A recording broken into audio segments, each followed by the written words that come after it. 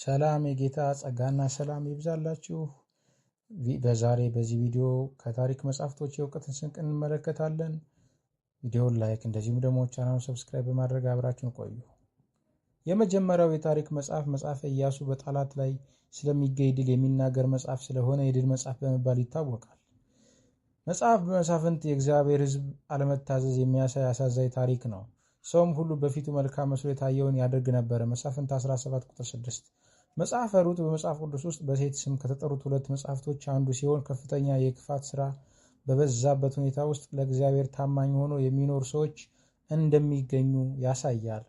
አንደኛና ሁለተኛ ነገሥት መጽሐፍ የእስራኤል ነገሥት ታሪክ ይናገራሉ። የአንደኛና ሁለተኛ ዜና መጽሐፍ በነገሥታት መንፈሳዊ ሕይወቱ ላይ ያተኩራል። በዋናነት ንጉሥ ዳዊት በእስራኤል ስለሰጠው መንፈሳዊ አመራር ልዩ ትኩረት ይሰጣሉ። የዕዝራ መጽሐፍ ከባቢሎን ምርኮ ስለተመለሱ አይሁድ ታሪክ የሚናገር መጽሐፍ ነው። የመጽሐፈ ነህምያ ትኩረት በኢየሩሳሌም ቅጥር እንደገና መሰራትና በነህምያ መሪነት በኢየሩሳሌም በተደረገው መንፈሳዊ እንቅስቃሴ ላይ ነው። መጽሐፍ አስቴር አይሁዳውያን በፋርስ ሰዎች ሙሉ በሙሉ ከመደምሰሳቸው በፊት እግዚአብሔር በአንዲት አይሁዳዊ ሴት በመጥቀም እንዴት እንዳዳናቸው ይናገራል። በመጽሐፍ ቅዱስ ጦረኛው ሰው በመባል የሚታወቀው 300 ሰው ይዞ 135,000 ምድያማውያንን የገደለው ሰው ጌዲዮን ነው። ኢዮርብዓም የእስራኤል ንጉሥ ከመሆኑ በፊት የንጉሥ ሰሎሞን አገልጋይ ነበረ። ነገሥት 11 ቁጥር 26። ንጉሥ ሰሎሞን 12,000 ፈረሶች ነበሩት። አንደኛ ነገሥት ምዕራፍ 10 ቁጥር 26። ኖህ በሚባል ስም ሴትም ተጠርታበታለች። ኢያሱ 17 ቁጥር 3። የሰሎሞን መቅደስ አንዳች ድምፅ ሳይሰማ የተሰራ ብቸኛ መቅደስ ነው። ቤቱን በተሰራ ጊዜ ፈጽመው በተወቀሩ ድንጋዮች በተሰራም ጊዜ መራጃና መጥረቢያ የብረትም ዕቃ በቤት ውስጥ አልተሰማም። አንደኛ ነገሥት ምዕራፍ 16 ቁጥር 15። ለጥቂት ጊዜ የነገሰው ነግሶም ለ7 ቀን በስልጣን ላይ የቆየው ንጉሥ ዛምሪ ይባላል። ዛምሪ በቴርሳ 7 ቀን ነገሰ። አንደኛ ነገሥት 16 15። ዳዊት ጎልያድን በጠጠር ቢጥለውም የገደለው ግን ሰይፍ ነው። ዳዊትም ሮጦ በፍልስጤማዊ ላይ ቆመ፣ ሰይፉንም ይዞ ከሰገባው መዘዘው፣ ገደለውም፣ ራሱንም ቆረጠው። አንደኛ ሳሙኤል ምዕራፍ 17 ቁጥር 51። በመጽሐፍ ቅዱስ የመጀመሪያው ግራኝ ሰው ናዖድ ይባላል። እግዚአብሔር ብንያማዊውን የጌራ ልጅ ግራኙን ሰው አዳኝ አስነሳላቸው። መሳፍንት 3 ቁጥር 1-5። ደሊላ የሳምሶንን ጸጉር አስላጨችው እንጂ እርሷን በጉልበቷ ላይ ያስተኛችው። አንድ ሰውም ጠራ፣ እርሱም 7ቱን የራሱን ጉንጉን ላጨው። መሳፍንት 16 ቁጥር 19። በአህያ መንጋጋ 1000 ሰው የገደለው ብቸኛ ሳምሶን ነው። ሳምሶንም በአህያ መንጋጋ ክምር በክምር አድርጌያቸዋለሁ፣ በአህያ መንጋጋ 1000 ሰው ገድያለሁ አለ። መሳፍንት 15 ቁጥር 16። ለመጽሐፍ ቅዱስ ውስጥ ረጅም ዕድሜ በንግስና የቆየው ንጉሥ ምናሴ ሲሆን 55 ዓመት የገዛው። በልጅነቱ የነገሰው ንጉሥ ኢዮአስ ሲሆን በ7 ዓመቱ ነው የነገሰው። ኢዮአስም መንግስት በጀመረ ጊዜ የ7 ዓመት ልጅ ነበር። ሁለተኛ ዜና ምዕራፍ 24 ቁጥር 1። ጎልያድ ያደረገው የራስ ቁር 125 ፓውንድ ይመዝን ነበረ። አንደኛ ሳሙኤል ምዕራፍ 17 ቁጥር 5። ኢያሱ በአንድ ጊዜ 31 ነገሥታትን ያሸነፈ ብቸኛ ሰው ነው። 6 የእግር ጣቶችና የእጅ ጣቶች ያሉት ሰው በመጽሐፍ ቅዱስ አለ። ሁለተኛ ሳሙኤል ምዕራፍ 21 ቁጥር 20። ሶሎሞን 3000 ምሳሌዎችና 1005 ዝማሬዎችን ጽፏል። እነርሱም 3000 ምሳሌዎች ተናገረ፣ መኃልየ 1005 ነበር። አንደኛ ነገሥት ምዕራፍ 4 ቁጥር 32። የመጀመሪያ እጅግ ወፍራም ሰው ኤግሎም የሚባል ሰው ነው። ለሞባም ንጉሥ ለኤግሎም ግብሩን አቀረበ። ኤግሎምም እጅግ ወፍራም ሰው ነበር። መሳፍንት 3 ቁጥር 17። በሶርያው ንጉሥ በወልዳዴር ዘመን የአህያ ራስ በ50 ብር የተሸጠ ሲሆን የዶሮ ኩስ ደግሞ 5 ብር ተሽጧል። በሰማርያም ታላቅ ራብ ሆኖ ነበረ። ሁለተኛ ሳሙኤል ምዕራፍ 18 ቁጥር 18።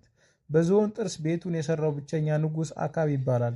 የቀረውም የአካብ አገር ያደረገውም ሁሉ ከዝሆን ጥርስም የሰራው ቤት አንደኛ ነገሥት ምዕራፍ 22 ቁጥር 39። ኤልያስ ጠጉራም ሰው ነበረ። ሰውየው ጠጉራም ነው፣ በወገቡም ጠፍር ታጥቆ ነበር አሉት። እርሱም ቴስቢያዊ ኤልያስ ነው አለ። ሁለተኛ ነገሥት ምዕራፍ 1 ቁጥር 8። ነቢዩ ኤልሳ መላጣ ነበረ። ነህምያ የኢየሩሳሌምን ቅጥር ሰርቶ የጨረሰው በ52 ቀን ነው። ቅጥሩም በሌሎ ወር በ25ኛው ቀን በ52 ቀን ውስጥ ተጨረሰ። ነህምያ ምዕራፍ 6 ቁጥር 15። የ78 ነገሥታት አውራጣት የቆረጠው በኋላም የራሱም አውራጣት የተቆረጠው ንጉሥ አዶኔ ቤዜቅ ይባላል። አዶኔ ቤዜቅም ሸሼ፣ አሳደደውም፣ ያዙት፣ የእጁንና የእግሩን አውራጣት ቆረጡ፣ አዶኒቤዜቅም የእጃቸውና የእግራቸውን አውራጣት የቆረጥኩ 70 ነገሥታት መሳፍንት ምዕራፍ 1 ቁጥር 6-7። ጌዲዮን 71 ልጆች ነበሩት። ለጌዲዮን ብዙ ሚስቶች ነበሩትና ከወጉ የወጡ 70 ልጆች ነበሩት። በሴኬምም የነበረችው ቁባቱ ወንድ ልጅ ወለደችልሽ። መሳፍንት 8 ቁጥር 30-31። የጌዲዮን 69 ልጆች የተገደሉት በራሱ ልጅ በወንድማቸው በአቤሜሌክ ነው።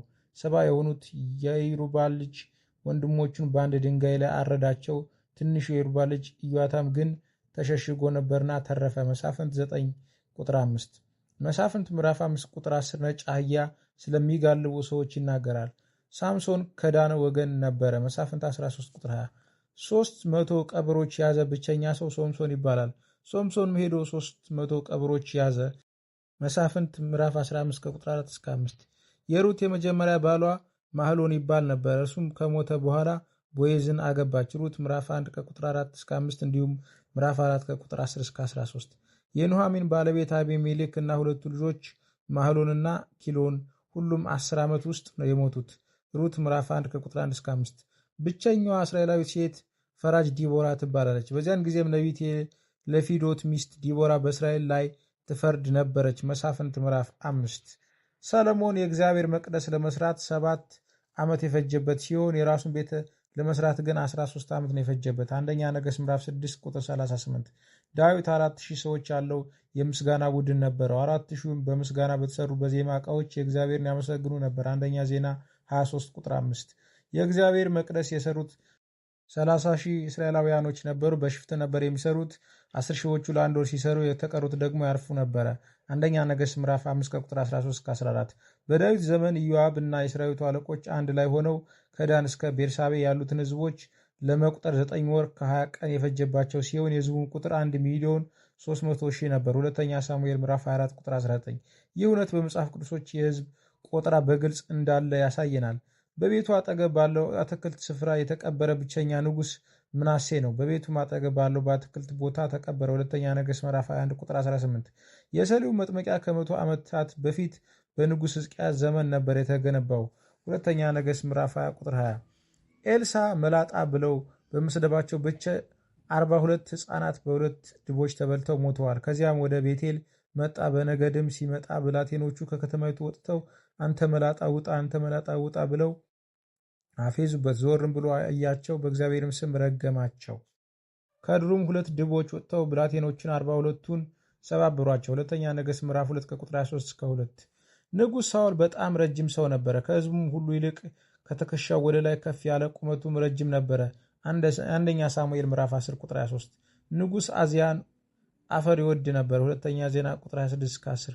ከመጽሐፍ ቅዱስ ውስጥ 40 ዓመት የነገሱ 3 ነገሥታት ሲሆኑ እነርሱም ዳዊት አንደኛ ነገሥት ምዕራፍ 2 ቁጥር 11፣ ሳሙኤል ምዕራፍ 5 ቁጥር 5፣ ሰለሞን አንደኛ ነገሥት ምዕራፍ 11 ቁጥር 42፣ ኢዮአስ ሁለተኛ ዜና ምዕራፍ 24 ቁጥር 1 ናቸው። በኢያሱ ዘመን ፀሐይ ቆማ ለ24 ሰዓት ብርሃን ሰጥታለች። ፀሐይም በሰማይ መካከል ዘገየ፣ አንድ ቀን ሙሉ ያህል ለመግባት አልቸኮለም። ኢያሱ ምዕራፍ 10 ቁጥር 12-14። በእግዚአብሔር ልዕለ ተፈጥሮ ኃይል ብቸኛው ኤልያስ በፈጣን ሰረገላ የሚፈጥነውን አካብን በ15-20 ማይል ቀድሞት ኢዝራኤል ገብቷል። የእግዚአብሔር እጅ በኤልያስ ላይ ነበረች። ወገቡም አሸፍንጦ ወደ ኢዝራኤል እስኪገባ ድረስ በአካብ ፊት ይሮጥ ነበር። አንደኛ ነገሥት ምዕራፍ 18 ቁጥር 46። ብላቴናው ሳሙኤል በመቅደስ ውስጥ ይኖር ነበር። እናቱም በዓመት አንዴ ብቻ ታገኘው ነበር። ስትመጣም መደረቢያ ይዛለት ትመጣ ነበር። አንደኛ ሳሙኤል ምዕራፍ 2 ቁጥር 18-19። ሲሚጋር የሚባል ሰው በበሬ መውጊያ ቀንድ በአንድ ጊዜ 600 ፍልስጥኤማውያንን ገድሏል። መሳፍንት ምዕራፍ 3 ቁጥር 31። ሳሙኤል 3 ወንድሞችና 2 እህቶች ነበሩት።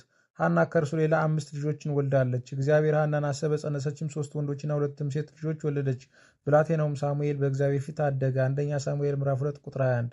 ንጉሥ ሶሎሞን ለጓደኛው ትልቅ ስጦታ በመስጠት የጀመረው ሲሆን ኪራም ለሚባለው ጓደኛው 20 ከተማ በስጦታ መልክ ሰጥቶት ነበረ። በብሉይ ኪዳን በፀጉራቸው ርዝመት የሚታወቁት 2 ሰዎች ሲኖሩ እነርሱም ሳምሶን መሳፍንት 16 ቁጥር 1 እና አቤሴሎም ሁለተኛ ሳሙኤል ምዕራፍ 18 ቁጥር 9-15 ናቸው። ንጉሥ ሶሎሞን የግብፅ ንጉሥ የፈርዖን ልጅ ነው ያገባው። አንደኛ ነገሥት ምዕራፍ 9 ቁጥር 16። በመጽሐፍ ቅዱስ ረጅም ስም ያለው ንጉሥ ቴል ጌል ቴል ፌሶር ይባላል። ሁለተኛ ነገሥት ምዕራፍ 15 ቁጥር 19-25። ጎልያድ ለ40 ቀን ጠዋትና ማታ ይቀርብ ይታይ ነበረ። አንደኛ ሳሙኤል ምዕራፍ 17 ቁጥር 16። ዳዊት የእሴይ 7ኛ ልጅ ሲሆን የበኩር ልጅ ኤልያብ ይባላል። በእውቀት ስንቅ ፕሮግራም እየተጠቀማችሁ እንደሆነ ተስፋ አደርጋለሁ። ቪዲዮውን ላይክ እንደዚሁም ደግሞ ቻናሉን ሰብስክራይብ እንድታደርጉ በጌታ ፍቅር አሳስባለሁ።